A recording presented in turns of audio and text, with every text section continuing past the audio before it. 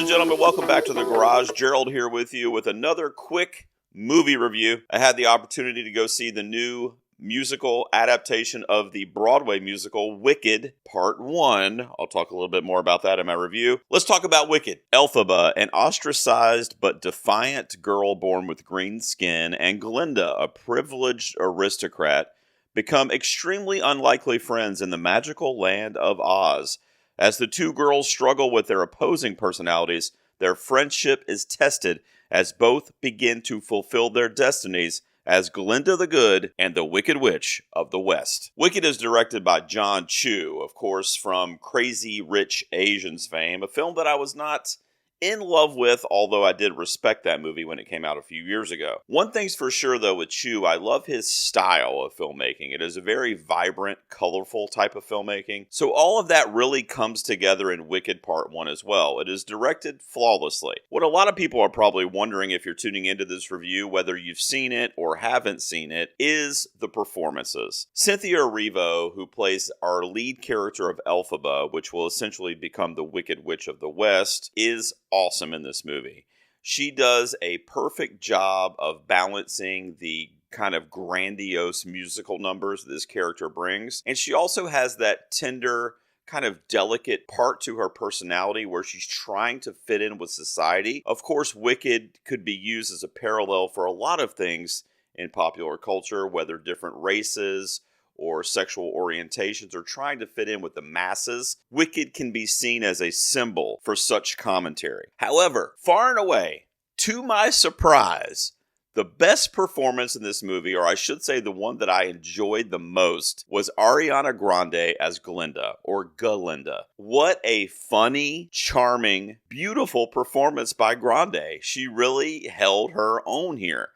You know, Ariana, of course, in her teen years was known as an actress on television and stuff like that. She's essentially a pop star who shows up occasionally on screen. But in this movie, you would think she's been acting her entire life.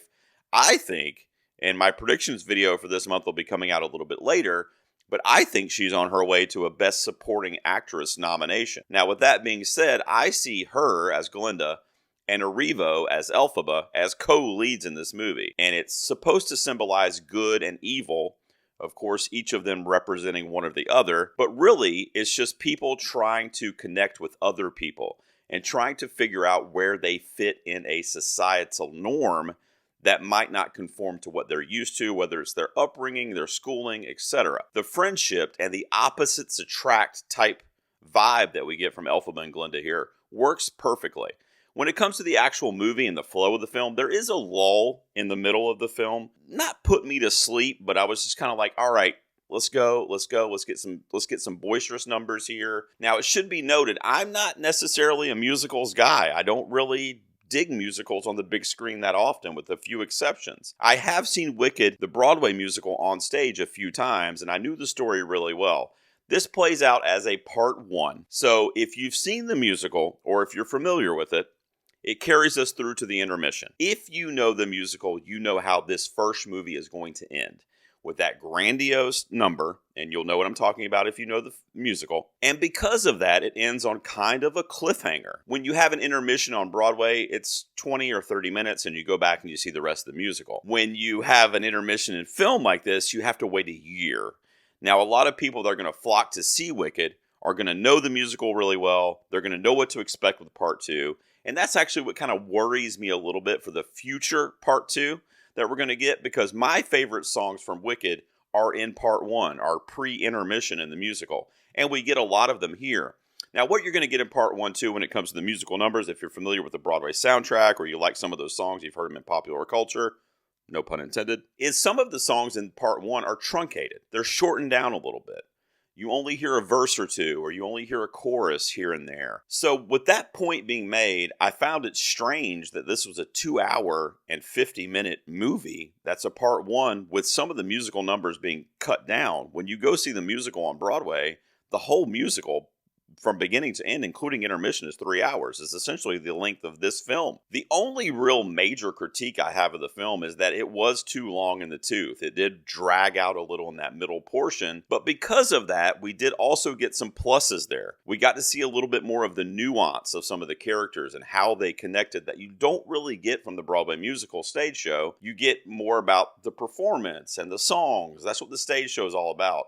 What John Chu and the artists in this film did is they really brought us closer to why Glinda reached out to Elpha to become friends after kind of bullying her after their initial meeting. And a lot of other things, too, that happen in the film in respect to Fiero's character and how he kind of slowly starts to connect with Elphaba, perhaps more than Glinda in the movie. We get a little more depth and nuance to how those relationships kind of form than what we get in the stage show. At the end of the day, if you love musicals, Broadway musicals, if you are a fan of or have seen Wicked, this is going to be the greatest thing you've ever put your eyes on.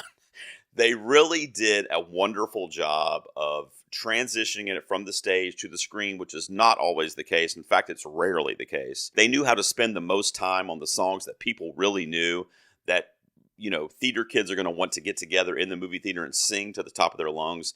Those songs are really on display here. The performances from Cynthia Erivo, like I said, and Ariana Grande, who went above and beyond my expectations. She is going to absolutely ride through awards season here. I think getting a lot of nominations when it comes to Golden Globes and the Academy Awards to end the award season. I think there's also a good chance for Erivo here. I just think, weirdly, Elphaba as the lead character wasn't as in your face as I wanted her to be. They're both feeding off of each other. And with Ariana Grande's character being more of the comic relief in this movie and kind of the blonde version of goodness, it led to more memorable scenes and moments from her in the movie.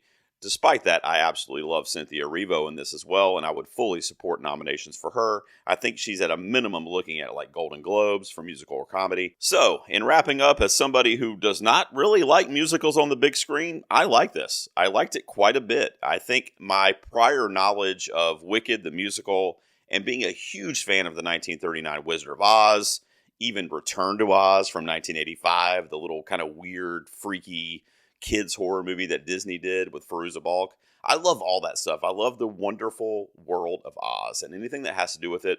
That's why this has always been one of my favorite musicals. And I think John Chu and all the actors and crew involved in this film did a tremendous job at bringing it to the big screen. And I think they also did a great job at being able to introduce it to people that might not have been familiar with it, like myself and others that are flocking to see this holiday season. I'm going to give Wicked out of 100 a 75. I think it's a great movie, and it is a feel-good film this holiday season, which we need. Even with a lot of movies that are on the docket to come out, there's not a lot of feel-good, uplifting films. This is one of them. Go check out Wicked, have your intermission, and then go back a year from now and see part 2. Have you guys seen it? Are you excited to see it? Let me know down below what you thought of Wicked Part 1, and thanks for tuning in. I'll see you guys out here next time in the garage.